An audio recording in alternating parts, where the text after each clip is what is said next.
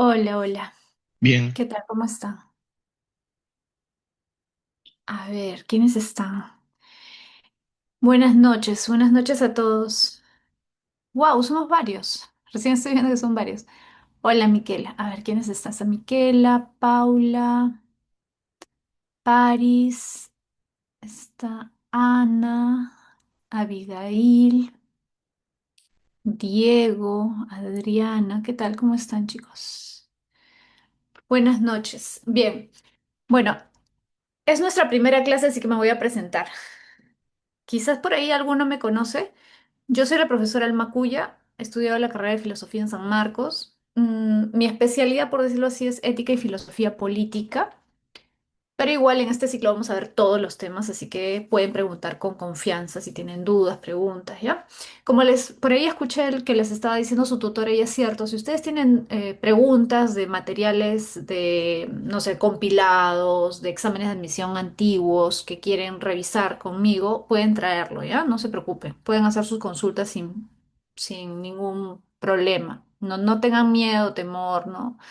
Estamos acá para responder todas sus dudas, ¿ya? Para que puedan estar tranquilos y seguros de que están aprendiendo. ¿Ya, chicos?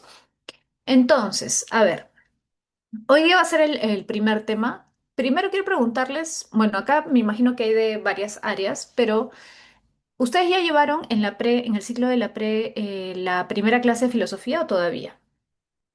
¿Ya han tenido su primera clase de filosofía todavía? Todavía. Ya, por ahí uno que otro sí ha tenido, ¿no? Ya, ok. Entonces, les pregunto para tenerlo en cuenta, porque yo sé que por ahí puede ser que alguno es la primera vez que lleva el curso y si es su primera clase de filosofía, obviamente va a estar un poquito más perdido, ¿no? Pero otros que ya han recibido clases antes, puede ser más fácil, ¿no? Entonces, les voy a compartir el material teórico. No se preocupen, este material yo siempre lo comparto con el área de tutoría, entonces le pueden consultar a la tutora para que se los comparta a su vez a ustedes, ¿ya? Este material yo siempre lo comparto con las tutoras para que se los haga llegar, ¿ya? Entonces, a ver, vamos a comenzar, vamos a comenzar con la clase, ¿ya? Entonces, a ver. Primero vamos a ver un tema bastante general que tiene que ver con el origen de la filosofía. ¿Qué cosa es la filosofía y cómo surgió? ¿De dónde, cómo nació? ¿Por qué apareció? ¿Ya? Ese es el primer tema que vamos a ver. Entonces, primero, ¿qué cosa es la filosofía? A ver, la palabra filosofía tiene un origen etimológico, es decir, su composición viene de dos palabras, ¿ya? Es una palabra compuesta. Viene de filos, que significa amor, amistad, deseo. Ojo, en el PPT yo no puedo poner tanta información porque se hace un poco aburrido, entonces siempre tengo un cuadernito, una libretita de apuntes para que vayas apuntando algunas cosas, ¿ya? Igual yo te voy a mencionar qué cosas son más importantes para que tú las tengas en cuenta, ¿ya? Entonces,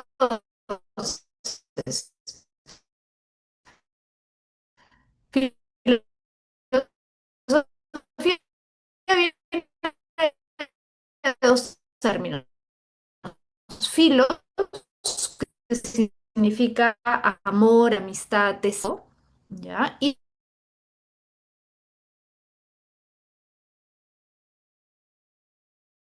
lógico, en realidad va a tener mucha importancia a lo largo de la historia, porque de hecho muchos filósofos van a reflexionar sobre esta palabra, ¿ya? Sobre este sentido, sobre este significado de la palabra filosofía. Por ejemplo, uno de los que reflexiona sobre este significado es Aristóteles. Aristóteles dice: efectivamente, la filosofía, fíjate, para Aristóteles era superior a otro tipo de conocimientos porque precisamente se busca por amor. Es decir, es un tipo de conocimiento que buscamos con absoluto desinterés.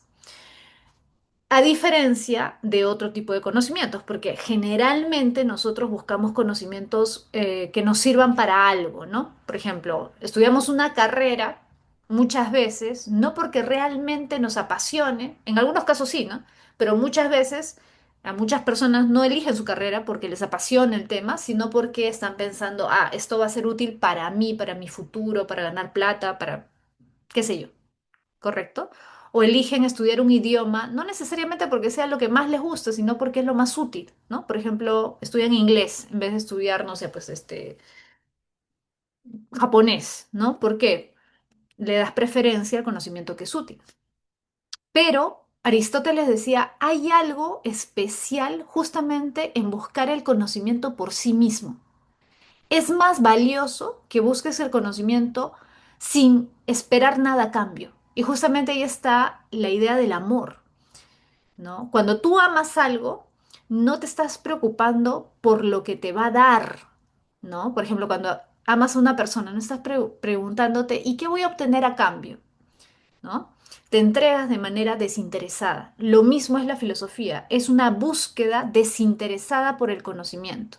Es una búsqueda constante del conocimiento. Justamente es constante, ¿por qué? Porque no estás buscando el conocimiento con un objetivo específico.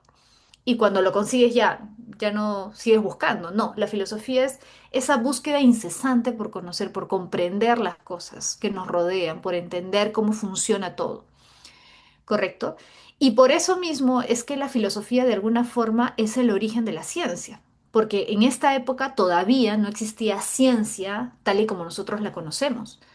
Y por eso es que seguramente muchos de ustedes han escuchado decir que la filosofía es la madre de todas las ciencias, ¿no? Que es una frase que suena bastante cliché, o sea, es bastante repetida, pero tiene algo de cierto, porque efectivamente los primeros que se comienzan a preguntar cómo funciona el mundo son los filósofos, los que vamos a ver, vamos a explicar en parte hoy día, ¿no? Los presocráticos, cuando hablamos de Tales de Mileto, Heráclito, Pitágoras.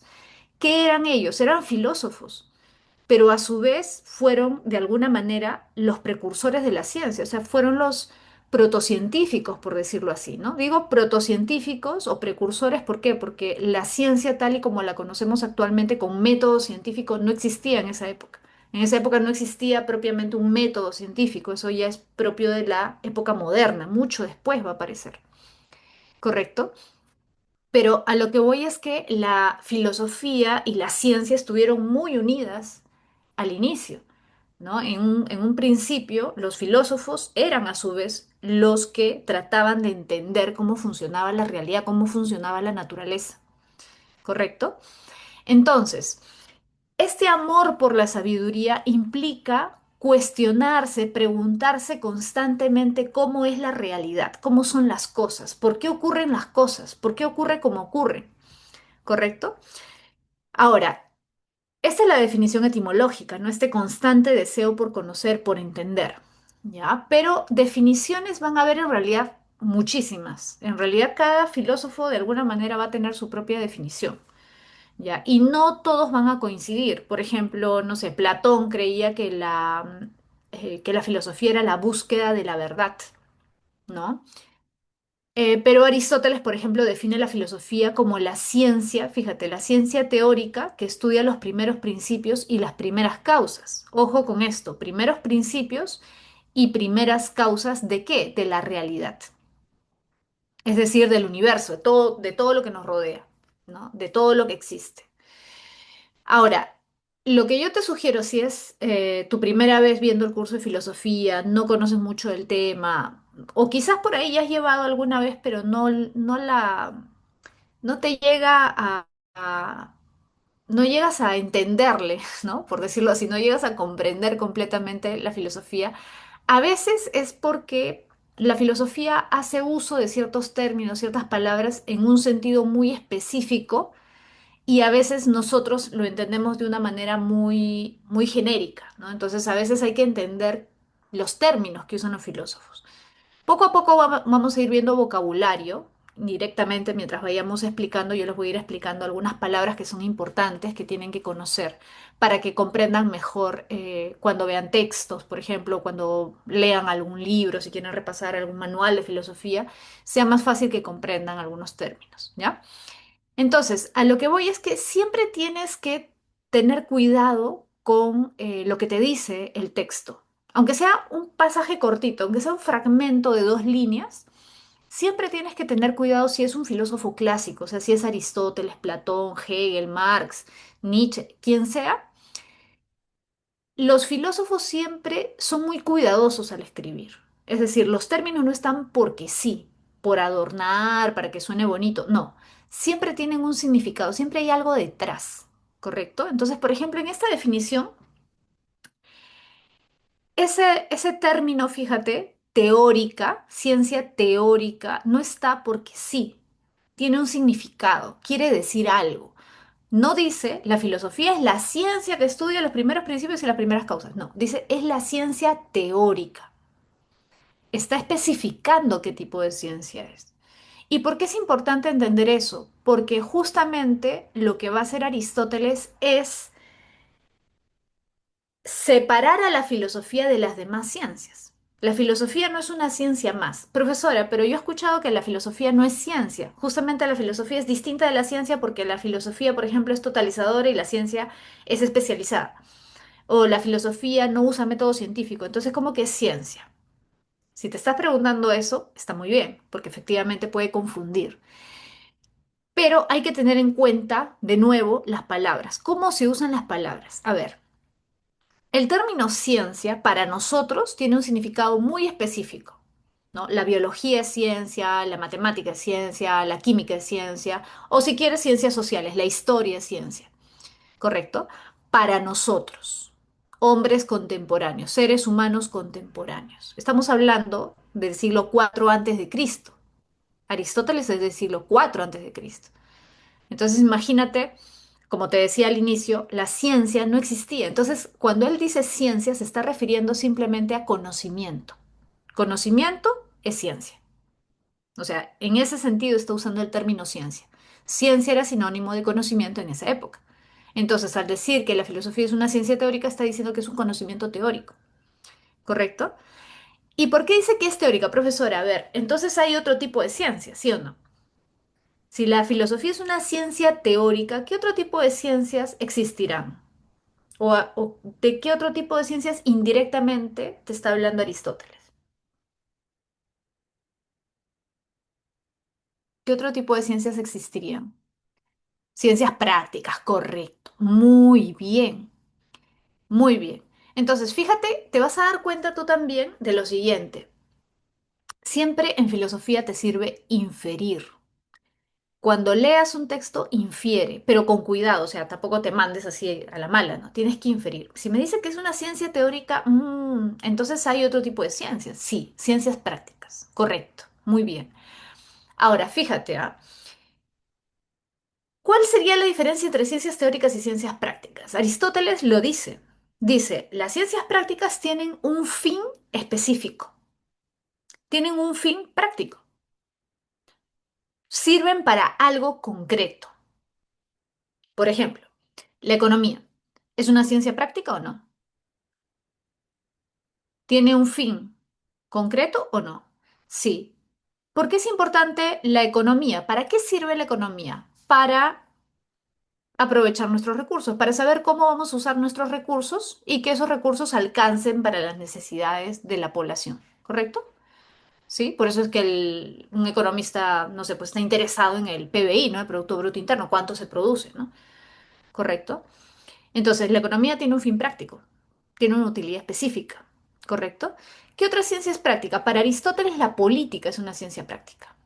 ¿Por qué la política es una ciencia práctica? Porque la política sirve para organizar la sociedad de tal manera que podamos vivir, convivir de manera armoniosa, ¿correcto? Entonces es una ciencia práctica. Ahora, te voy a decir una ciencia práctica que quizás te puede confundir, porque tú vas a decir, profesora, pero esa ciencia que dice Aristóteles no es parte de la filosofía.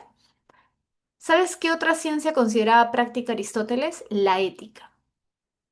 Profesora, ¿la ética no era parte de la filosofía para Aristóteles? No. Para Aristóteles la ética no era parte de la filosofía. Profesora, ¿y ahora por qué se considera parte de la filosofía? Bueno, porque por historia, todos los que han abordado el tema de la ética, todos los que han hablado acerca del bien, el mal, lo justo, lo injusto, la virtud, etcétera, han sido filósofos. O sea, todos los filósofos, los grandes filósofos han analizado el tema de la virtud, del bien.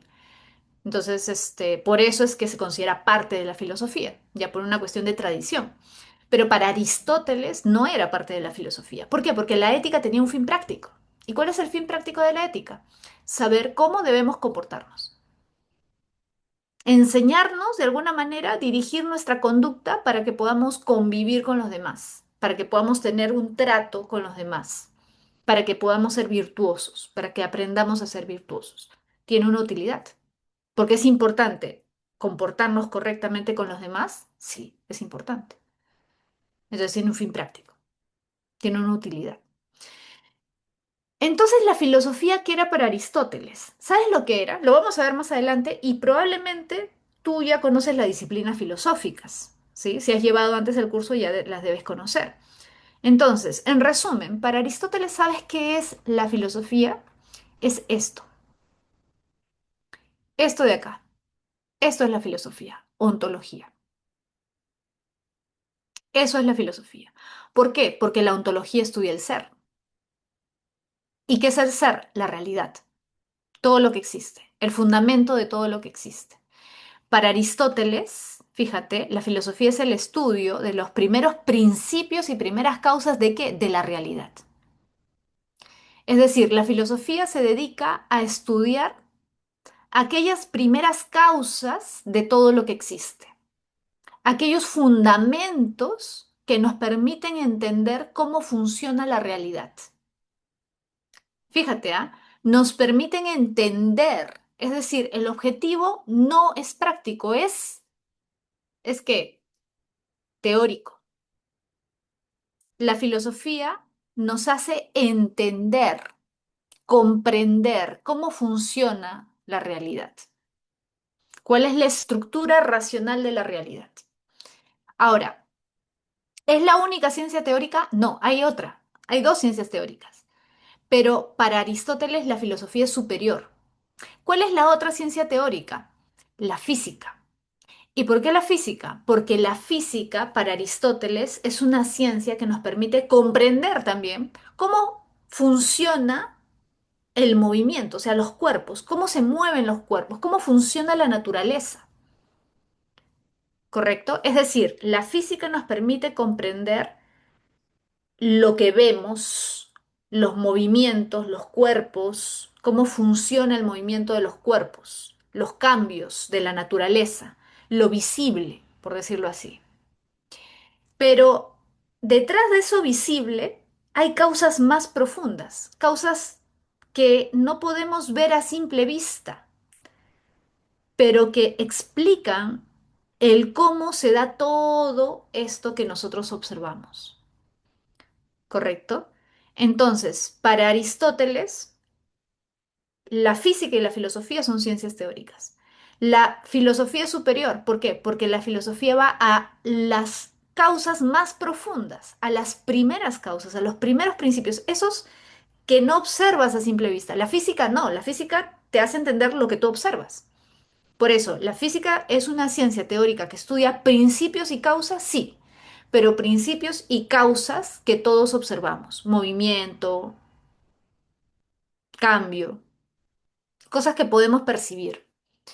Pero si analizamos con más profundidad eso que observamos, hay principios lógicos, principios racionales que están detrás, que no son observables a simple vista, pero que son las primeras causas. Por eso es que seguramente por ahí alguno ha escuchado acerca del primer motor inmóvil, ¿no? El motor inmóvil, que es esta especie de ser que desencadena el movimiento del mundo. No lo podemos observar, pero intuimos racionalmente que debe existir un primer motor. ¿Por qué? Porque cuando observamos el movimiento, siempre que hay cambio o hay movimiento, vemos que hay algo que causa ese movimiento o ese cambio.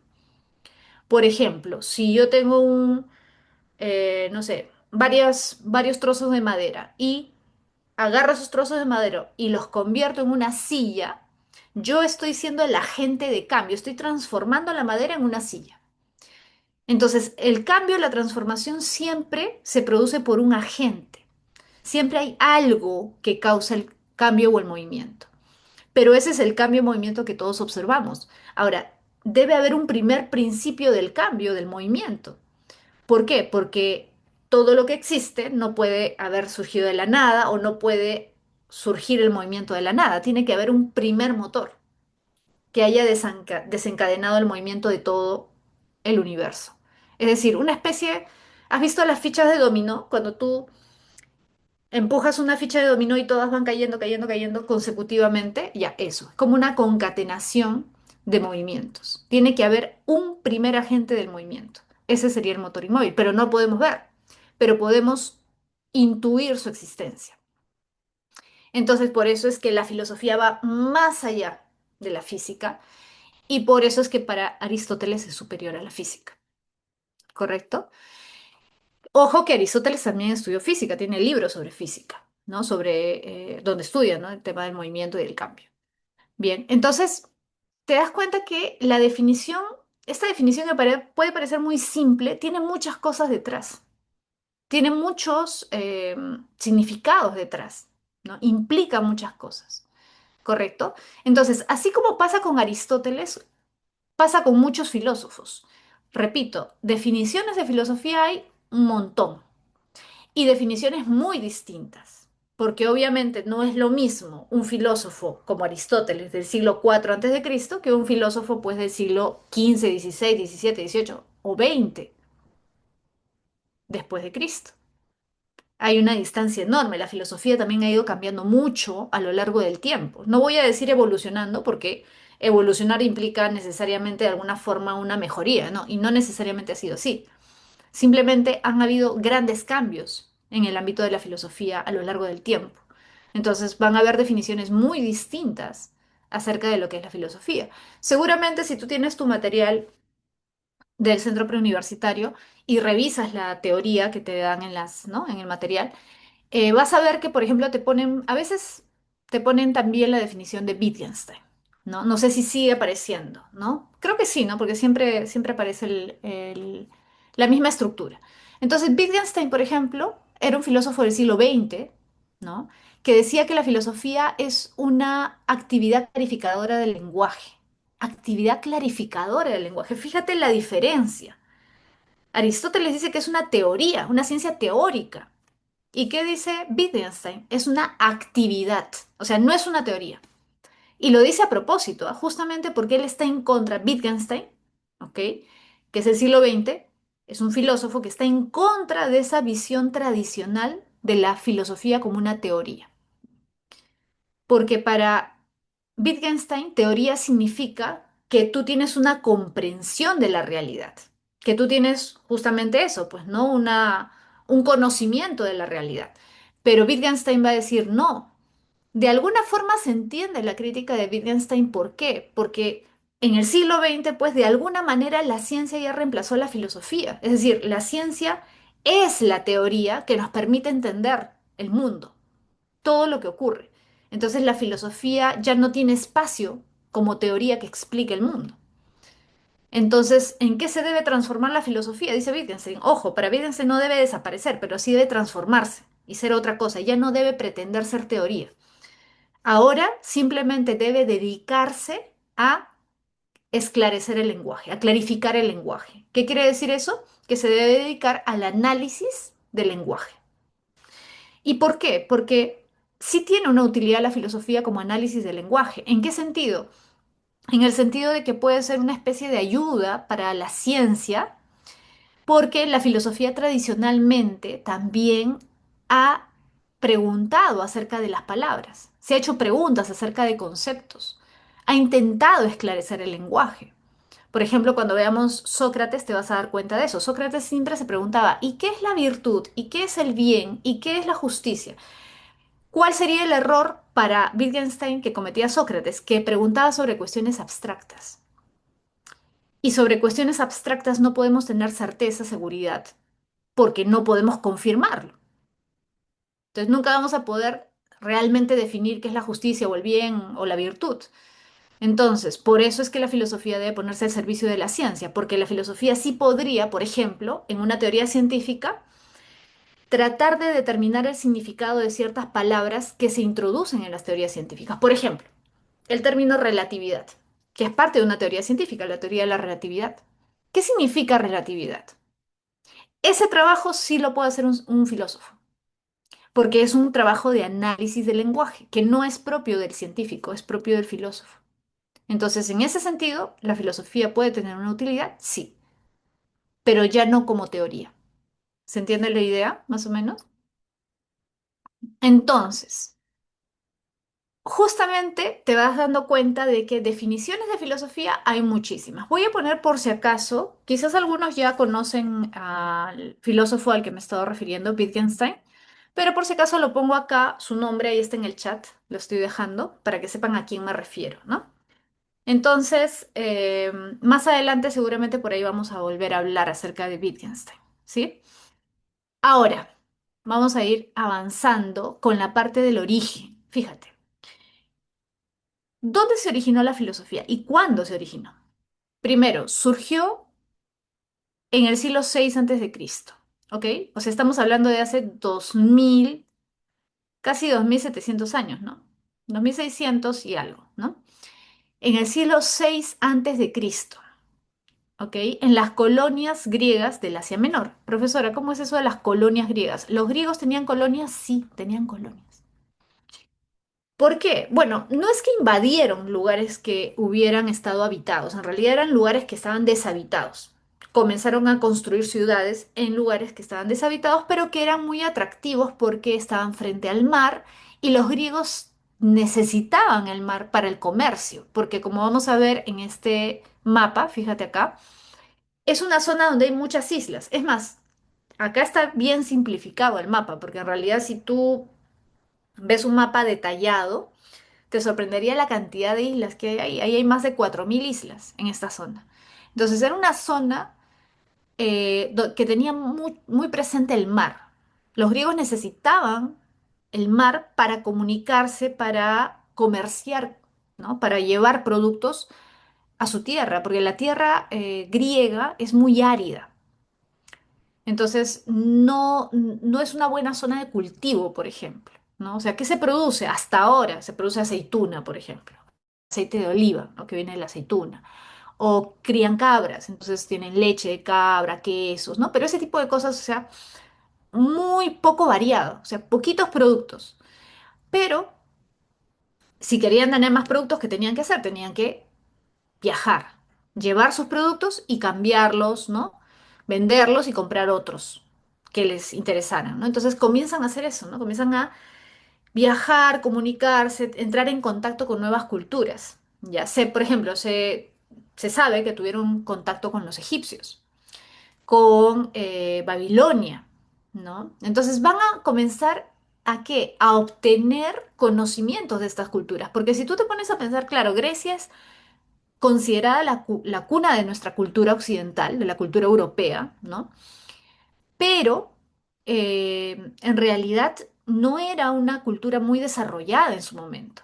O sea, los griegos en el siglo VI antes de Cristo no eran una cultura, la mejor del mundo, la más desarrollada, no, la más poderosa, ni por asomo.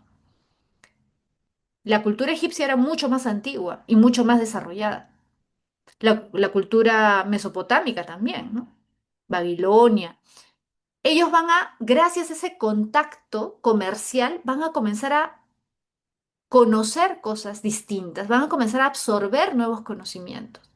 Por ejemplo, de los egipcios, una de las cosas más destacadas es la geometría, el conocimiento matemático. Y no es casualidad que muchos de estos filósofos que fueron matemáticos, como Pitágoras, Tales, hayan viajado a Egipto, conocían Egipto. Entonces, comienzan a llevar esos conocimientos a Grecia y poco a poco esos conocimientos van a llevar a que la cultura griega se desarrolle, ¿correcto? Entonces los griegos van a entrar en contacto con muchas culturas, van a tener conocimientos científicos, pero también de culturas distintas, o sea, de mentalidades distintas, de religiones distintas, de valores distintos. Y eso es importante, ¿por qué? Porque va a hacer que se comiencen a cuestionar, que es algo fundamental en la filosofía, que es lo que llamamos ahora pensamiento crítico. ¿Cuándo tienes pensamiento crítico? Cuando no aceptas las cosas porque sí, cuando analizas, cuestionas, cuando dices, ¿y esto por qué? A ver, Pepito me dice tal cosa ya, ¿y por qué es cierto lo que me dice Pepito? ¿Por qué tengo que aceptar lo que me dice Pepito? Porque Pepito es, ¿qué cosa? No sé, ha estudiado en la universidad, es doctor, ya, entonces le tengo que creer. No, porque Pepito tiene un alto cargo en una institución internacional, ¿le tengo que creer? No. Entonces, justamente es importante ese contacto con otras culturas porque lo que hace es que te cuestiones tus creencias, que te cuestiones lo que creías que era cierto. Al enfrentarte con otras formas de pensar, de vivir, de ser, te comienzas a cuestionar tus propios valores, tus propias ideas. No significa, ojo, que eso deba llevarte pues a aceptar cualquier cosa, no, pero sí a analizar el por qué aceptas o crees ciertas cosas, a tratar de fundamentar mejor tus ideas, ¿correcto? Eso es importante para el nacimiento de la filosofía. Por eso es tan importante este factor, el factor geográfico, el factor económico. ¿Correcto? Que luego vamos a profundizar un poco más. Pero más o menos para que te hagas una idea, fíjate dónde nace la filosofía. No nace en Atenas. Atenas es la ciudad más conocida porque ahí nació Sócrates, ahí nació Platón. Aristóteles no era de Atenas. Aristóteles va a Atenas a educarse en la escuela en la escuela de Platón, en la academia. ¿Correcto? Pero Atenas en su momento fue digamos, la ciudad más importante de todo el mundo griego en la época de apogeo de la cultura griega y por eso es la que más recordamos, pero en realidad la filosofía no nace ahí, la filosofía nace en las colonias griegas del Asia Menor. Y profesora, en ese mapa, ¿cuál es el Asia Menor? Esto, fíjate, ¿ves esa parte amarilla donde dice Éfeso y Mileto? A la mano derecha, esa zona amarilla, ahí está Mileto, pues. ¿Quién es el primer filósofo? Tales de Mileto. Tales es considerado el primer filósofo. ¿Dónde nació? En la ciudad de Mileto. ¿Quién nació en Éfeso? Otro filósofo muy conocido, Heráclito. Heráclito era de Éfeso. Fíjate, al costadito hay una islita y dice Samos. ¿Ya lo ubicaste? Donde dice Samos, al costado de Éfeso y Mileto. En esa isla, ¿quién nació? ¿Quién era de Samos? Pitágoras. Pitágoras de Samos. ¿Correcto? María del Carmen dice, allí estaba Troya. Ah, sí, en esta zona estaba Troya, exactamente. Muy bien, María del Carmen, exactamente. Un poquito más al norte, ¿no? Un poquito más en la zona norte, de Éfeso, Mileto, más arriba. Ajá, en esa zona estaba Troya. Efectivamente, entonces fíjate, esta zona va a ser muy importante. Esto es la actual Turquía. O sea, si tú quisieras conocer, y de hecho Éfeso todavía existe, ¿ah? Tú podrías ir a conocer Éfeso, todavía hay restos arqueológicos, hay algunos vestigios, más de la época romana, pero existe todavía como ciudad. Entonces, si tú quisieras conocer estas ciudades donde nació la filosofía, tendrías que irte a la actual Turquía, porque esto actualmente ya no le pertenece a Grecia. Profesora, pero si no le pertenece a Grecia, ¿por qué dicen que nació en Grecia? Porque en esa época sí era Grecia, pues. Y porque los que vivían ahí eran griegos. O sea, hablaban griego, eran de la cultura griega. ¿Sí? Pero actualmente le pertenece a Turquía. Es la zona de Anatolia, exactamente, Paula. Es la zona de Anatolia. ¿Correcto? Entonces, fíjate qué compleja va a ser la historia de Grecia, ¿no? Porque aparte de esta zona, como tú sabes, existe la Magna Grecia, que es el sur de lo que es actualmente Italia, ¿no? La isla de Sicilia, no sé si has escuchado o has visto en Historia Universal. La cultura griega va a ir expandiéndose también, y sobre todo en la época de Alejandro Magno, ¿no? La época de la helenización, ¿no? Entonces, fíjate acá, Tales es considerado el primer filósofo. Ya sabemos dónde nació, ¿no? ¿Y por qué nació ahí la filosofía? Alguien podría preguntarse, profesora, ¿y por qué no en Atenas? ¿Por qué en Éfeso, Mileto? Porque esta zona va a estar más cerca de Asia. Esta zona está ahí, pues es la puerta de Asia. Esto ya es Asia, Asia Menor, por eso se llama, ¿no? Esa es prácticamente ahí la zona de entrada a Asia, donde habían grandes culturas y donde había dinero también y habían grandes productos completamente distintos a los que tenían los griegos. Entonces, esa zona se va a convertir en una zona clave de comercio. Mileto y Éfeso eran las ciudades más ricas de toda Grecia en ese momento. Y casualidad o no, nace ahí la filosofía. No es casualidad. ¿Por qué? Porque justamente era el punto neurálgico de contacto cultural. O sea, era el punto de mayor contacto con otras culturas, porque llegaban muchas personas de Oriente, ¿correcto? Entonces ahí es que se va a comenzar a dar el primer intercambio fuerte de ideas, de creencias, de puntos de vista, de opiniones. Ahí nace la filosofía, ¿correcto? Ahora, ya sabemos que Tales es el primer filósofo, pero vamos a hablar ahora, fíjate, del origen circunstancial. ¿Qué cosa es el origen circunstancial? Ya, acá sí te voy a pedir que, si puedes, anotes esto. Igual tú vas a tener la teoría en el PPT y todo, pero todos sabemos que a veces da flojera estar buscando, ¿no? Igual lo tienes ahí. Pero si puedes, apúntalo, porque esto sí han preguntado en examen de admisión y sí ha venido por ahí en algunos exámenes de la pre, ¿correcto? Te lo digo porque yo he trabajado en la pre y sé más o menos qué preguntan generalmente. Entonces, ¿cuál es el origen circunstancial? ¿A qué se refiere esto de origen circunstancial? La realidad es sencillo de entender. Mira, una cosa es el origen eh, cronológico, o sea, en qué momento surge, ¿correcto? Otra cosa es el origen geográfico, dónde surge, y otra cosa es el origen circunstancial. El origen circunstancial significa por qué surge, en qué circunstancia, o sea, qué es lo que tiene que ocurrir, qué es lo que tuvo que pasar para que naciera la filosofía, ¿ok? ¿Qué circunstancias se tuvo que dar para que naciera la filosofía? Aristóteles va a abordar este tema en La Metafísica, que es su obra más conocida, y ahí va a decir lo siguiente, fíjate, va a decir que es el asombro o admiración lo que llevó a que los hombres comenzaran a cuestionarse. ¿Y por qué? A hacerse preguntas filosóficas. ¿Por qué? Porque la filosofía es un intento de comprender las cosas más allá de las creencias tradicionales, más allá de lo que nos han dicho toda la vida. Es decir, hubieron ciertos hombres que estuvieron inconformes con las explicaciones tradicionales y frente a fenómenos que no entendían, no comprendían, pero que les asombraban, ¿no? Les generaban duda de por qué ocurrían estas cosas, trataron de encontrar respuestas fuera de las explicaciones tradicionales. Profesora, ¿y a qué se refiere con explicaciones tradicionales? Ah, mira que vamos a regresar de nuevo a, a esta diapositiva, pero quiero explicarte eso para que se entienda mejor.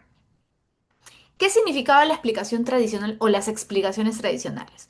Bueno, como tú debes saber, en todas las culturas, ¿no? En unas más, en otras menos, pero en todas las culturas siempre han existido mitos, ¿sí o no? Los mitos son formas de explicar, sí, son formas de explicación, pero son formas de explicación fantástica, ¿sí o no? Son formas un poco fantasiosas de explicar ciertas cosas. Por ejemplo, si hay una gran tormenta, imagínate, ¿no? Como ya dijimos, la ciencia prácticamente no existía en esa época. Entonces, como no tenían cómo explicar por qué ocurrían estos fenómenos, una tormenta, un rayo, por ejemplo, ¿no? Un terremoto, un eclipse, eran fenómenos completamente desconocidos, o sea, no se sabía cuál era la causa, ¿correcto? Ya te dije que en Grecia estaba bastante retrasada en relación con otras culturas. Entonces, no se sabía por qué ocurrían las cosas, estos fenómenos naturales. Habían explicaciones mitológicas, ¿no? Entonces se inventaban estas explicaciones. Ah, ya, hay un dios, ¿no? Que está molesto, ¿no? Y manda su castigo a los hombres porque seguramente se han portado mal o no lo han venerado, no le han presentado sacrificios, etcétera. Y nos está castigando. O ha castigado a tal hombre, porque imagínate, supongamos, ¿no? En esa época, imagínate que te caía un rayo y morías. ¿Cómo lo interpretaba la gente? Ha sido un castigo divino, pues, ¿no? Ha sido un dios el que ha castigado a este hombre, ¿no? Y si tenías un accidente en el mar, ah, el dios del mar ha castigado a este hombre. Y así, ¿no? Entonces, los griegos, como tú sabes, eran politeístas, o sea, creían en varios dioses, ¿no? En múltiples dioses. Entonces, todos los fenómenos naturales, ellos los explicaban a partir de estas historias, ¿no? De estos mitos, ¿no? De estos dioses. Pero justamente la filosofía es algo importante, o tuvo un papel importante, porque fue la que de alguna forma rompió con esas explicaciones.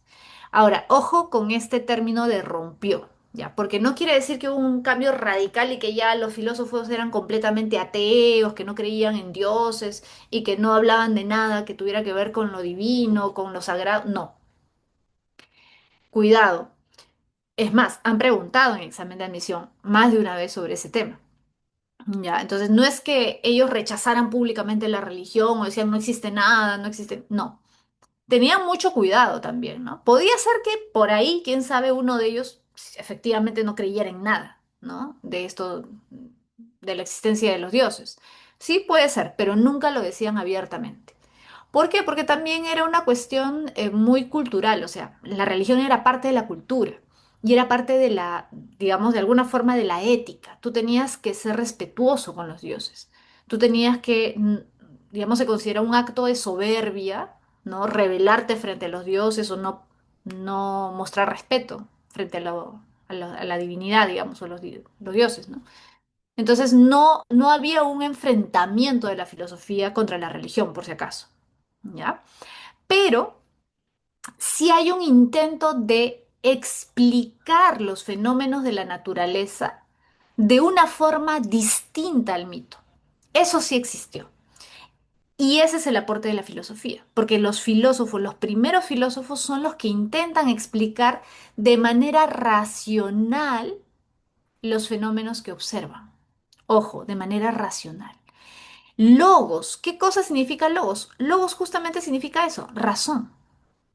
¿Por qué se dice el paso del mito a logos? Porque la aparición de la filosofía justamente fue la aparición de un intento racional de explicar la realidad, dejando rezagado al mito. Es decir, repito, no van a decir abiertamente que los dioses no existen, pero van a intentar encontrar explicaciones que no sean mitológicas para entender los fenómenos naturales. ¿Sí? ¿Se entendió? Para entender la naturaleza, el universo. La palabra logo significa razón, significa palabra también, ¿ah? Logo significa palabra, significa lenguaje, significa razón, significa ley. Tiene varios significados. Yo te estoy poniendo acá los más importantes, ¿ya? Pero vamos a ver que esta palabrita también tiene su importancia en la historia de la filosofía. En textos filosóficos a veces han venido textos con ese término y tú tienes que conocer. Logos significa razón, palabra. Justamente de ahí vienen estos términos. Pues, por ejemplo, diálogo. Diálogo, dos. Logo, palabra. ¿El diálogo qué es? Un intercambio de palabras. Es un intercambio de razonamientos, un intercambio de puntos de vista, ¿correcto? Lógica. ¿Qué es la lógica? El estudio de los razonamientos, ¿correcto? Entonces, hay muchas palabras que se derivan del término logos, que es una palabra muy importante para los griegos, porque solo el hombre tiene logos. Por ejemplo, ¿quién decía eso? Aristóteles. El hombre es un animal racional, ¿te acuerdas? ¿Has escuchado esa definición de Aristóteles? ¿Sí han escuchado? ¿Y por qué el hombre es un animal racional? Porque es el único que tiene logos, ¿correcto? Es el único que tiene razón. Ahora, efectivamente, por ahí me ha puesto María del Carmen, la búsqueda del arjé. Efectivamente, fíjense en el chat lo que ha puesto María del Carmen, arjé. Seguramente ustedes, algunos, ya deben conocer esa palabrita, arjé. Algunos le escriben arqué con C y H, lo que se pronuncia arqué, ¿ya? En griego. Puede variar un poco, ¿ya? Lo voy a poner por si acaso, ¿ya? La otra variante, digamos, de la palabra arqué para que sepan que puede ser que alguna vez les aparezca así y ustedes digan, no, la profesora no me enseñó así, porque yo los conozco. Yo sé que van a decir, no, pero no era así, ya. Son válidas las dos, ¿ya? Depende del autor, a veces lo escribe con J, a veces lo escribe con C y H. Entonces, ¿qué es el arjé? A ver, el arjé era el fundamento de la realidad, el elemento primordial, el elemento fundamental, el elemento esencial.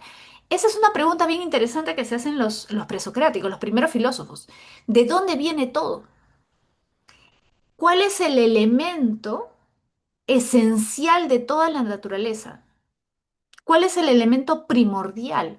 ¿Cuál es el origen, el elemento esencial de todo? Entonces, fíjate, esa pregunta es una pregunta que ya no es mitológica. Porque ellas nos están preguntando, ¿cuál es el primer dios que existió? ¿No? O cómo los dioses crearon el mundo. No, se están preguntando cuál es el elemento esencial. Y ahí te das cuenta de que ya hay un giro, ya hay un cambio, ¿correcto? Ya hay una evolución, digamos, en el pensamiento de los griegos. ¿Te das cuenta? Por eso es importante la filosofía. Entonces, regresando al origen circunstancial, para que se entienda mejor, te decía, en su Metafísica, que es la obra más importante que escribió Aristóteles, la más conocida también, él dice que lo que hizo que los hombres comenzaran a hacerse sus primeras preguntas filosóficas, sus primeras indagaciones filosóficas, fue el asombro frente a lo que no entendían. Entonces, por ejemplo, había un eclipse. Oye, ¿y por qué ocurre esto? El mito dice tal cosa, ¿no? Que, no sé, el dios tal fue a visitar a la diosa tal y por eso es que se oscurece todo. Cosas así, ¿no? Ellos van a decir, pero no, ¿cómo esa va a ser la explicación? Tiene que haber otra explicación.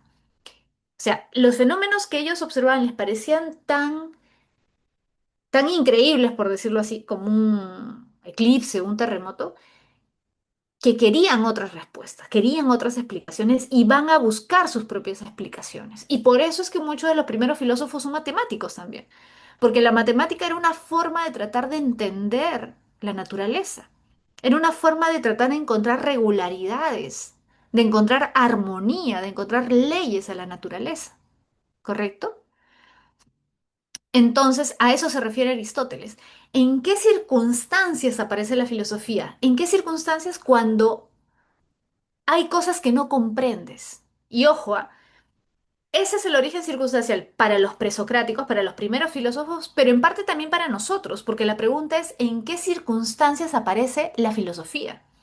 Por ejemplo, tú, en algún momento de tu vida te has puesto filosófico o filosófica, te has puesto. En algún momento te has preguntado, ¿habrá un más allá? ¿Habrá vida después de la muerte? ¿Qué es el bien? ¿Qué es el mal? Todos nos hemos hecho esas preguntas alguna vez.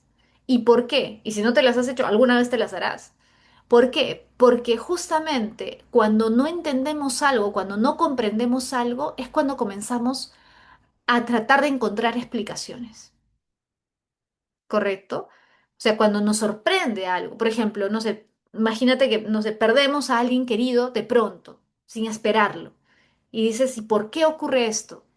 ¿No? ¿Por qué tiene que ser así? ¿Y habrá algo después? ¿Podré volver a ver a esa persona en algún momento? ¿Habrá algo después de la muerte? ¿Qué es la muerte?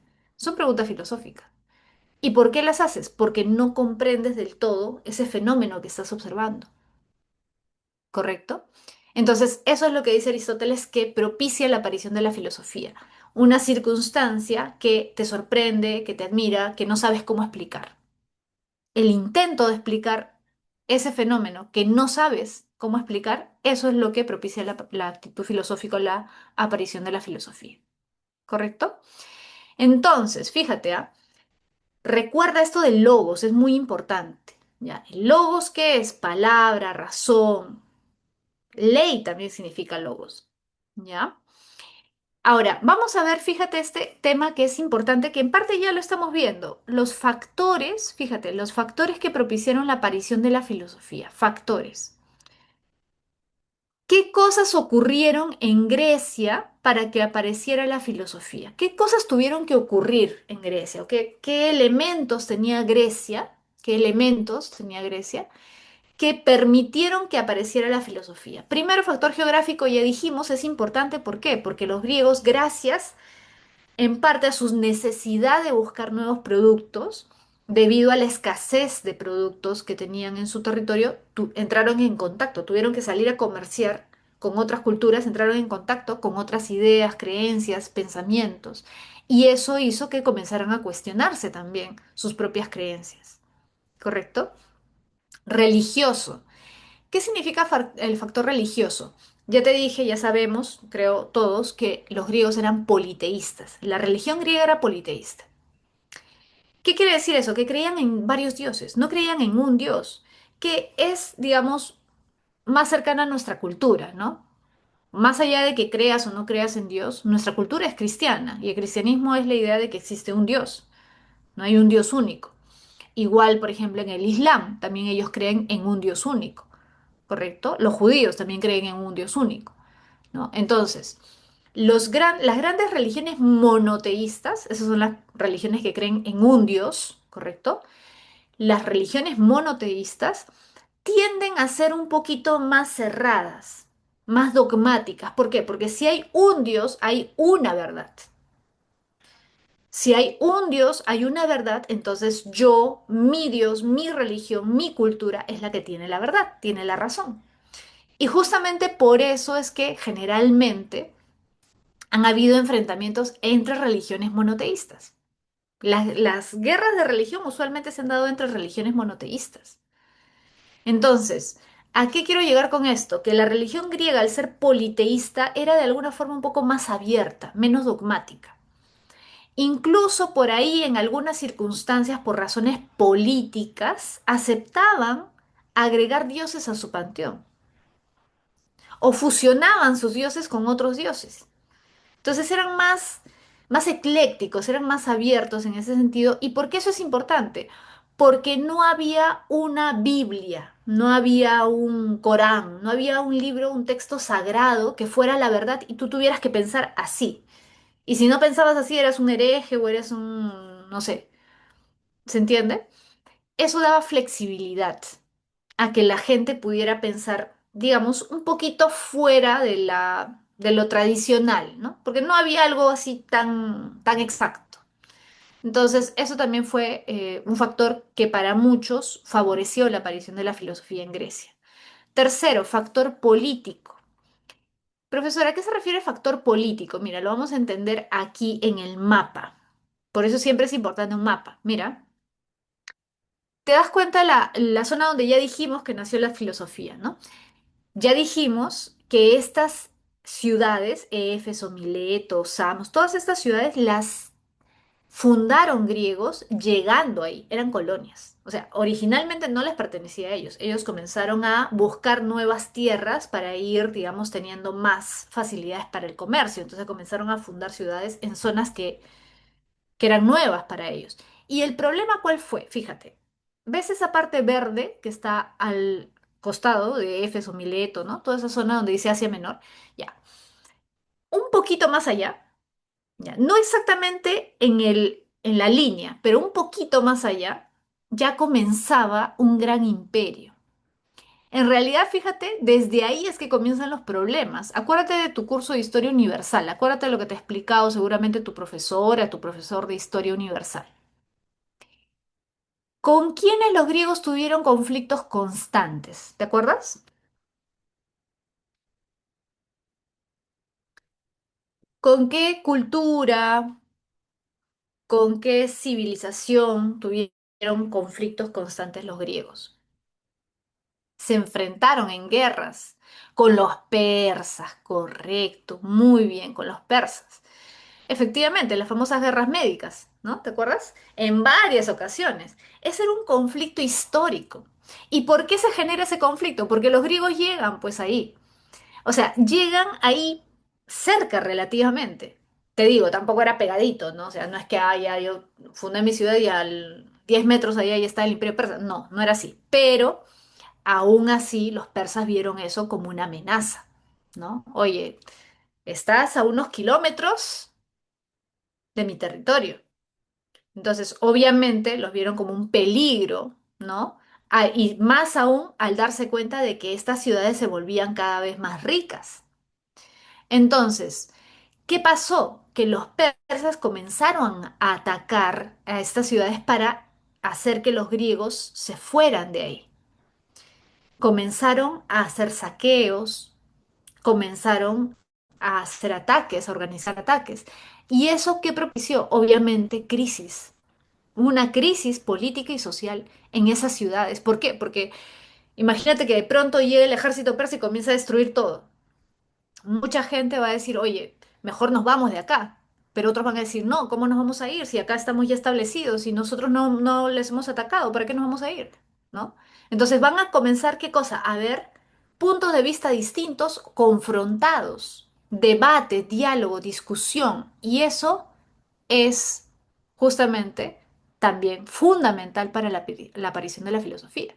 Y fíjate, va a propiciar la libertad de expresión, porque efectivamente en una situación de crisis todos quieren dar su opinión, todos quieren decir lo que piensan, todos quieren proponer soluciones. Es un poco, por ejemplo, como lo que pasa en este momento en el país, ¿no? En el Perú. Todos sabemos que estamos en una situación de crisis social debido pues a la delincuencia, ¿no? Que de alguna forma trae consigo una crisis política también. De frente a esta crisis, todos damos nuestra opinión. Claro, el problema es que en nuestra época lo damos por redes, ¿no? Entonces todo el mundo está escribiendo su opinión por redes y pocos se animan a salir a la calle. Pero en esa época no había redes, entonces la gente se reunía en las plazas públicas, ¿te acuerdas de la hora? En las plazas públicas a discutir y a poner su punto de vista en debate. Y el debate, la discusión, el diálogo es el origen de la filosofía. Permite, ¿qué cosa? Que trates de fundamentar, de explicar tu posición. La libertad de expresión fue fundamental. Y la libertad de expresión nace por esa situación de crisis, ¿correcto? Luego, el factor socioeconómico. Este factor, para muchos especialistas, fue el más, quizás no necesariamente el más importante, algunos sí lo consideran el más importante, ojo, pero si no es el más importante, sí es el más controvertido, es el más discutido. ¿Por qué? Porque fíjate, el factor socioeconómico significa lo siguiente: ¿cómo estaba configurada la sociedad griega desde el punto de vista económico? ¿Cómo estaba configurada? Estaba configurada no, o sea, ¿cómo era la economía griega, no? La economía griega, o sea, el trabajo. Cuando hablamos de economía hablamos de trabajo. ¿Cómo era el trabajo? ¿Quiénes trabajaban? Bueno, trabajaban los pobres, porque ojo, no solamente trabajaban los esclavos, trabajaban los pobres, los que no tenían para comprar esclavos, y los esclavos. La gente de clase media también, ¿no? O sea, la gente que pues tenía que vivir, no tenía suficientes recursos para tener esclavos, pero digamos no necesitaba pues trabajar tanto para subsistir, ¿no? Entonces, habían, digamos, distintas clases sociales, tampoco es que ya eran aristócratas y esclavos, no, había también una clase media, habían pobres, pero lo interesante, digamos, es que efectivamente había esclavos. Habían hombres que tenían mucho dinero y que podían comprar esclavos, porque tener un esclavo no era fácil. Uno, porque lo tenías que comprar. Y comprar un esclavo no era pues como comprarte pues una olla, ¿no? Un par de zapatos. Uno por el precio y otro porque lo tenías que mantener. Y ojo, el esclavo tú no lo podías mantener a pan y agua o no podías maltratarlo. Lo digo por si acaso, no es para justificar a los griegos, ¿ya? Pero lo digo por si acaso porque a veces también se tiene la idea, ya esclavos, se está pensando como en las películas de, no sé, pues de 12 años de esclavitud, no sé si has visto, ¿no? O cómo trataban, ¿no? En Norteamérica a los esclavos negros, ¿no? Con azotes, no, no era así. Es más, habían leyes que protegían a los esclavos. Si algún amo maltrataba a su esclavo, podía ser eh, penado, podía ser castigado. Entonces, los esclavos eran como servidumbre, o sea, eran parte de la casa, salían a trabajar, salían a hacer mandados, compras, limpiaban la casa. Entonces, mantenerlos no era sencillo, porque era una boca más que alimentar, ¿correcto? Tenías que tener dinero para eso. Y los aristócratas generalmente no tenían un esclavo, dos esclavos, tenían cuatro o cinco esclavos. Entonces, era gente que tenía dinero. Cualquiera no tenía esclavos. Pero ¿qué beneficio le daba tener esclavo a un aristócrata si era tan costoso? Bueno, era costoso sí, pero tenía un gran beneficio. Tenía tiempo libre. Que, a ver, valgan verdades, es algo que a mucha gente le gustaría tener, ¿o no? ¿No te gustaría tener tiempo libre para siempre, toda tu vida? Claro, pero obviamente pues en esa época solamente podían darse ese lujo, ese privilegio los aristócratas, ¿no? Podían comprar esclavos y tenerlos a su servicio, ¿no? Ahora, Los primeros filósofos fueron aristócratas, sí, la mayoría. El ocio, el tiempo libre de que gozaron los aristócratas gracias a que había esclavitud, ¿no? Gracias a que había esclavitud, debido a que había esclavitud, es lo que permitió que pudieran dedicarse a estudiar, a viajar, a ir horas a la plaza pública a discutir, a dar sus opiniones, sus reflexiones. Tenían tiempo, tenían tiempo de sobra. Entonces se dedicaban a estudiar, investigar, viajar para conocer otras culturas, ¿no? Y a conversar, discutir, debatir. ¿Todos los filósofos fueron aristócratas? ¿Todos los primeros filósofos fueron aristócratas? No. Todos los primeros filósofos no. La mayoría sí, todos no. Por ejemplo, un caso de un filósofo que no fue aristócrata, Pitágoras. Pitágoras no fue aristócrata, fue hijo de un comerciante muy rico. Claro, como era muy rico, tenía esclavos. Como era hijo de este comerciante, lo acompañaba en sus viajes. Probablemente lo ayudaba en algunas cosas menores, ¿no? Pero como viajaba mucho con su padre por el comercio, tuvo contacto con distintas culturas, ¿no? Por ejemplo, Pitágoras tuvo contacto con los egipcios, ¿no? Conoció Egipto. Tales conoció Egipto también. Y Pitágoras también viajó a Oriente debido al comercio. Entonces, de ahí parece que él llevó a Grecia la idea de la inmortalidad del alma. Porque esta idea de la inmortalidad del alma que la vamos a ver, por ejemplo, cuando veamos Sócrates o Platón, no era una idea griega. Los griegos no creían en la inmortalidad del alma. Pero esa es una idea de origen oriental, que aparentemente Pitágoras lleva a Grecia debido a este contacto que él tiene con Oriente. Entonces, la gente adinerada era la que podía dedicarse a la filosofía, porque era la que gozaba de tiempo libre para dedicarse a viajar, estudiar, etcétera, ¿no? Eso es cierto. Y eso es algo, digamos, controvertido, porque claro, tú muchas veces se idealiza la filosofía, pero tiene este origen un tanto oscuro, digamos, ¿no? Un tanto oscuro en ese sentido, ¿no? De que, claro, una sociedad donde estaba normalizada la esclavitud. En realidad, en todas las sociedades de esa época estaba normalizada la esclavitud, ¿no? Porque los persas también tenían esclavos, no solamente los griegos, ¿no? Se consideraba algo normal en aquella época, ¿no? Y los esclavos usualmente, ¿quiénes eran? Eran generalmente digamos, los perdedores de las guerras, ¿no? O sea, cuando entraban en guerra dos ciudades o dos culturas, ¿no? Los perdedores eran capturados y eran llevados como esclavos y eran vendidos, ¿no? En alguna época habían griegos muy pobres que cuando no pagaban deudas también eran esclavizados, pero eso se llega a cambiar con una legislación. Creo que con Solón se cambia eso, ¿no? Ya se elimina la esclavitud por deudas, ¿no? Porque tú podías llegar a ser esclavo si le debías dinero a alguien y no podías pagar, pero eso se llega a cambiar y ya no se permite que puedas esclavizar a alguien por esa razón, ¿correcto? Entonces, entonces... A ver, ¿qué dice por acá? María del Carmen, los eupátridas, exacto, los eupátridas. Ujú. Ahí está esa raíz eu, ¿no? Que es bien interesante. Bueno, efectivamente, los aristócratas que eran considerados pues los que provenían de un linaje importante, ¿no? Que eran hijos o tenían una ascendencia divina, ¿no? Porque muchos decían, ah, tal, el padre de esto fue hijo del rey tal y el rey tal tenía ahí una conexión con Zeus, ¿no? Entonces inventaban ese tipo de conexiones, pues, ¿no? Bien, ahora vamos a hablar de las características de la actitud filosófica, ¿ya?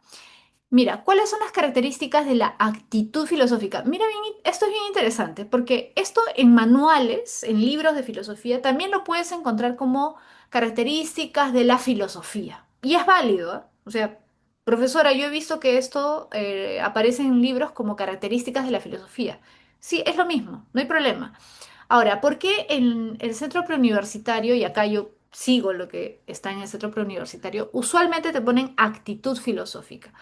Porque lo que quieren recalcar es que una persona puede tener distintos tipos de actitudes. ¿correcto? Por ejemplo, vamos a poner un caso nada más, ¿ya?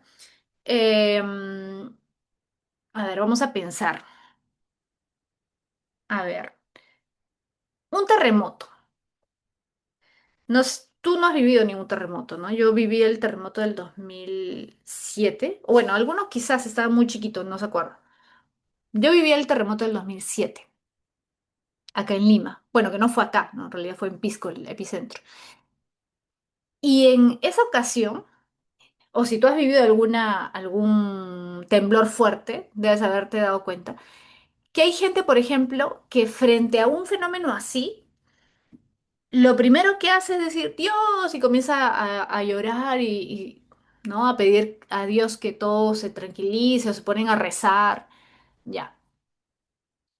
Esa persona tiene una actitud. A ver, según, ¿no? Este esquema que generalmente se presenta en los libros de filosofía, hay tres actitudes.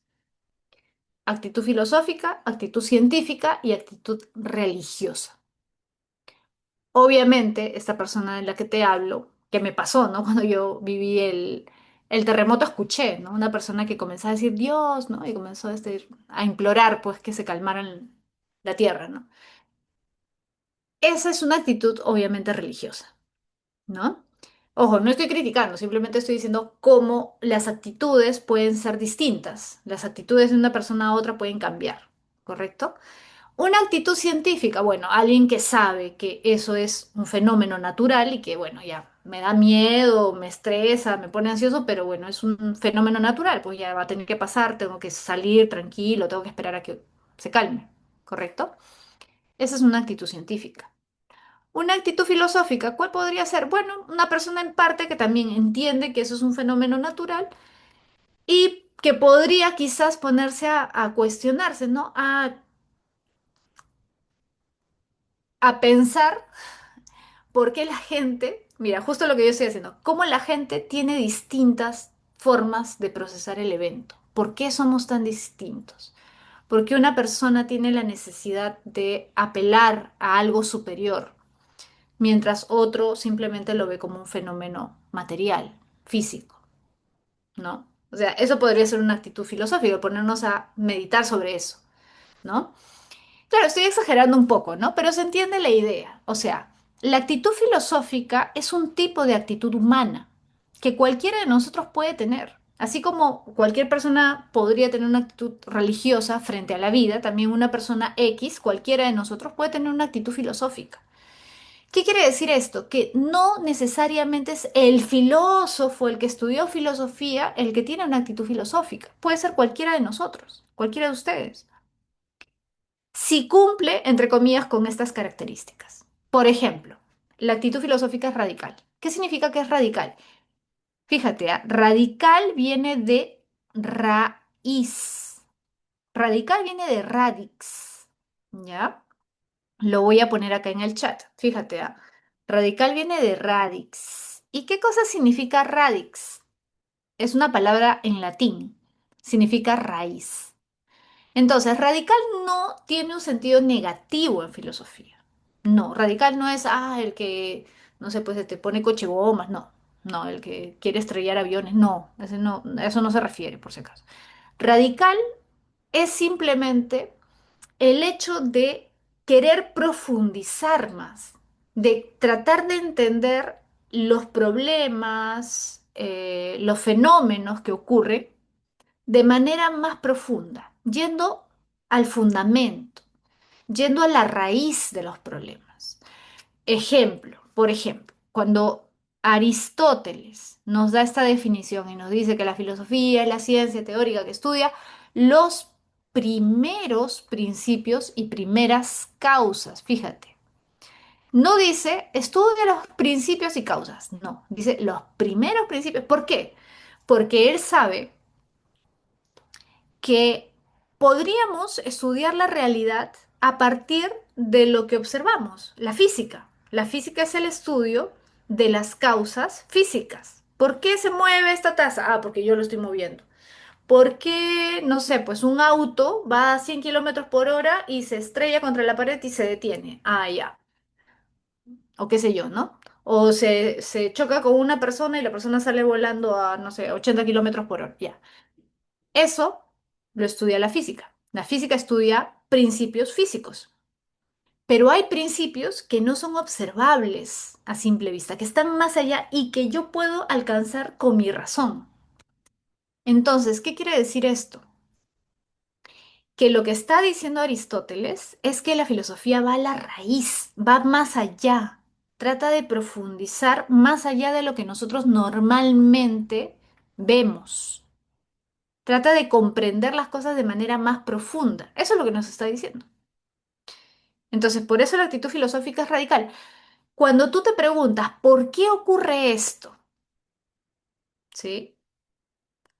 Fíjate, cuando no te preguntas simplemente, ¿cómo ocurre? Sino, ¿por qué ocurre? Estás tratando de encontrar la causa.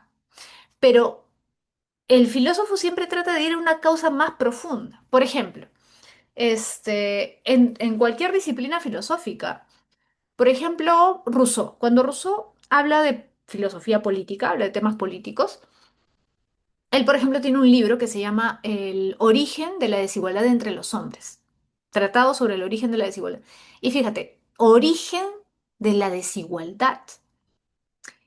Yo podría hablar de la desigualdad en Perú, por ejemplo, o la desigualdad en Latinoamérica, o la desigualdad en Lima, qué sé yo, ¿ok? Pero no estoy siendo realmente radical. ¿Por qué? Porque no estoy yendo a la raíz del problema. ¿Cuál es el origen de la desigualdad en el Perú? ¿Será radical? Rousseau, ¿sabes lo que te diría? No es tan radical, porque en realidad deberías preguntarte cómo se originó la desigualdad entre los hombres en general. Es decir, ¿en qué momento, fíjate cómo va más allá, en qué momento unos hombres comenzaron a tener más y otros menos? ¿Por qué ocurrió eso? ¿Cuál es la razón? Porque se supone que todos provenimos de lo mismo, ¿sí o no? Hemos sido lo mismo en algún momento, ¿no? O sea, si nos retrotraemos hasta el origen del hombre, todos vinimos igual, entre comillas, desnudos. ¿En qué momento unos comenzaron a acumular riqueza y otros se quedaron sin riqueza? ¿Por qué? ¿Qué es lo que origina la desigualdad económica y social? Esa es la pregunta que hace Rousseau. Claro, la respuesta que va a dar efectivamente María del Carmen es que es la propiedad privada, la aparición de la propiedad privada. Cuando el hombre dijo, esto es mío, ahí comenzaron los problemas, ahí comenzaron las guerras, los conflictos, cuando vimos algo como nuestro. Y si el otro metía su pie ahí, ya era un conflicto. Eso tuvo que haber ocurrido en algún momento, porque si no, no se hubiera podido dar la acumulación de riqueza y de propiedad. Entonces, fíjate que es interesante, ¿no? Porque es radical, porque no se fija simplemente en lo superficial. Ay, ¿cuál es el origen de la pobreza en el Perú? No. ¿Cuál es el origen de la pobreza en su origen de verdad?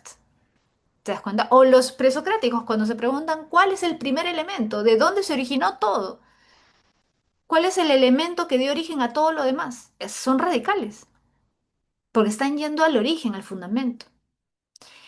Segundo, la actitud filosófica es problemática. ¿Por qué? Porque plantea siempre nuevos problemas. Y para entender esto, o sea, yo te lo puedo explicar, pero yo siempre les sugiero, si en algo les interesa pues la filosofía, les sugiero por ahí tratar aunque sea de encontrarse la apología de Sócrates de Platón. Es un diálogo, la apología de Sócrates, que seguramente algunos ya han escuchado. Y leerla, es corta, tiene 20 páginas, o sea, te la puedes leer en 2 horas, 3 horas, ¿no? Una tarde, un fin de semana. Es bien interesante porque justamente se muestra esto, cómo de un problema saltas a otro problema y otro problema y otro. Por ejemplo, en la apología lo que hace Sócrates es defenderse de las acusaciones que le hicieron, ¿no? No voy a explicar acá exactamente qué acusaciones, porque ya, para no extenderlo, pero se ve cómo Sócrates comienza a defenderse de las acusaciones y cómo a partir de ahí comienza a analizar distintos temas. Por ejemplo, el tema de la justicia, el tema de la ley, el tema de la ética, qué es el bien, qué es el mal, qué es la justicia, qué es la virtud. ¿He sido yo una persona mala para que me condenen? ¿Realmente he infringido una ley? ¿No soy alguien virtuoso? ¿Por qué me condenan? ¿Es justa esta condena? ¿Se sostienen las leyes realmente? Etcétera. Es decir, de un problema pasas a otro y a otro y a otro. O sea, un problema te puede generar muchos problemas, ¿correcto? Una pregunta te puede llevar a 10 preguntas más y esas 10 preguntas te pueden abrir más preguntas. Eso es muy típico de la filosofía.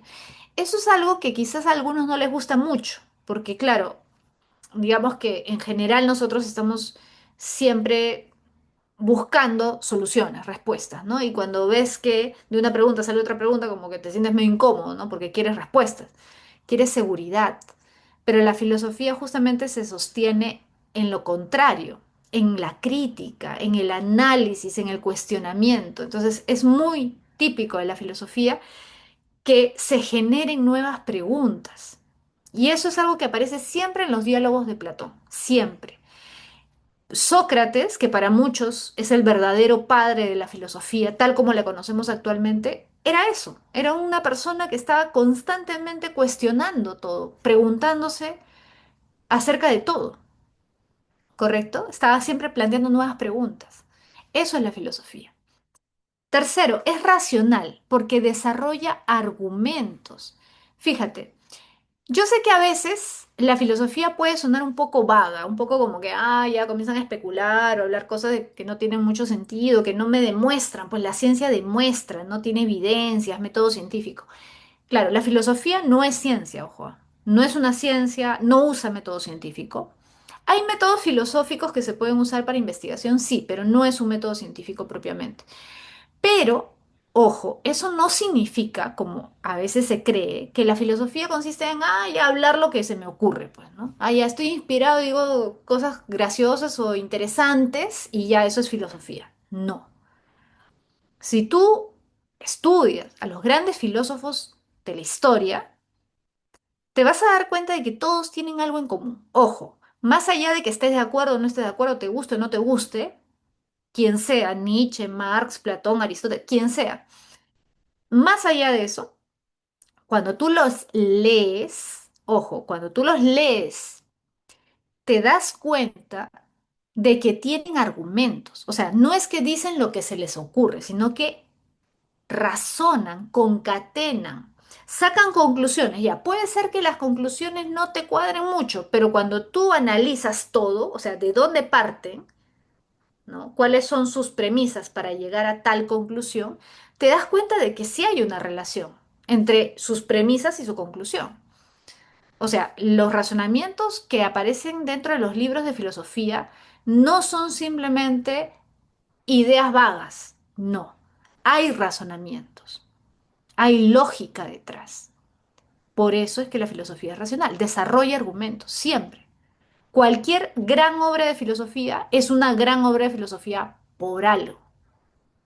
Por algo se sigue leyendo a filósofos que se consideran clásicos de la historia de la filosofía.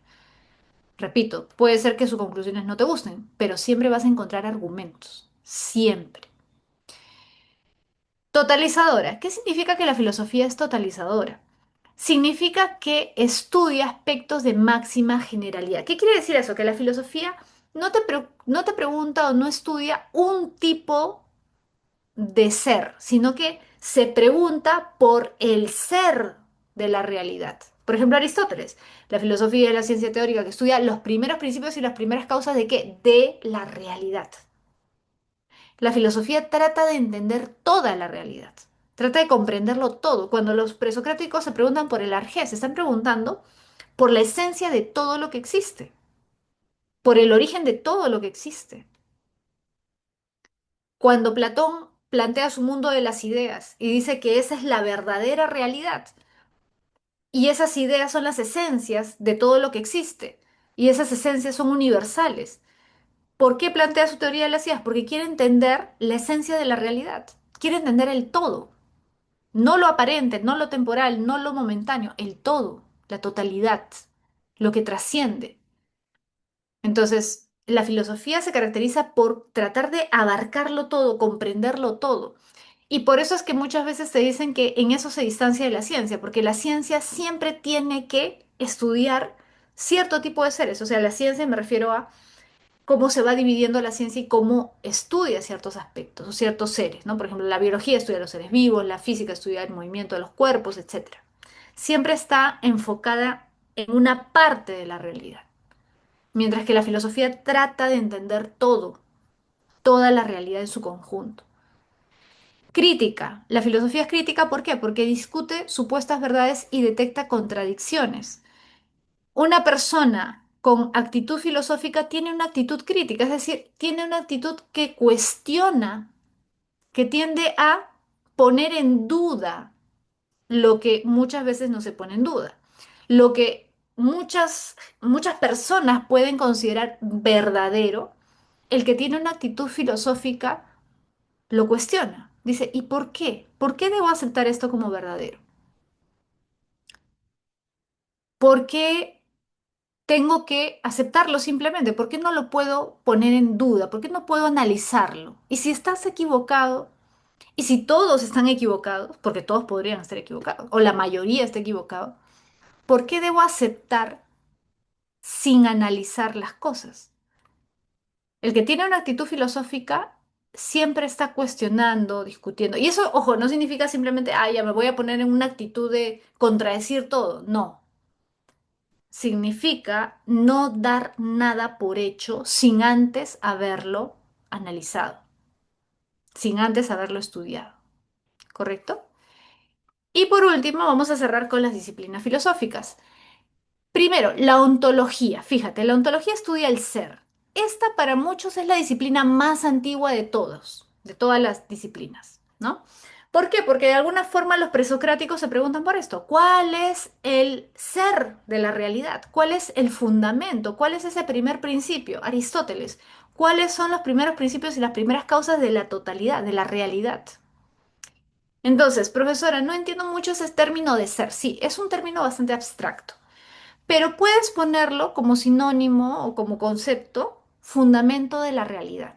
Yo te sugiero eso, ¿no? Que le pongas ahí al costadito donde tengas, ¿no? Fundamento, fundamento de la realidad, ¿ya? Fundamento de la realidad. Ahora, ojo,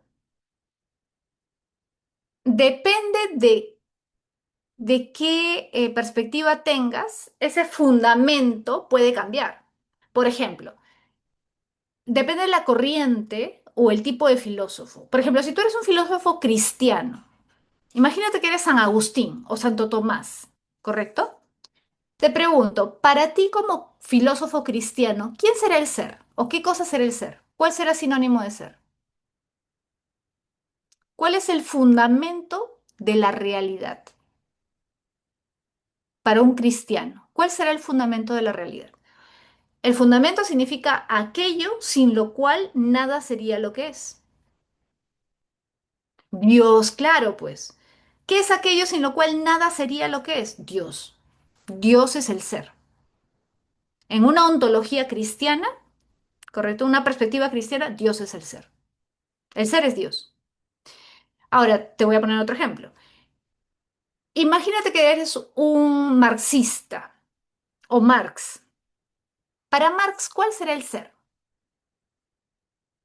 ¿Marx creía en Dios? No, obviamente, ¿no? Entonces el ser no puede ser Dios para Marx. Marx era un materialista.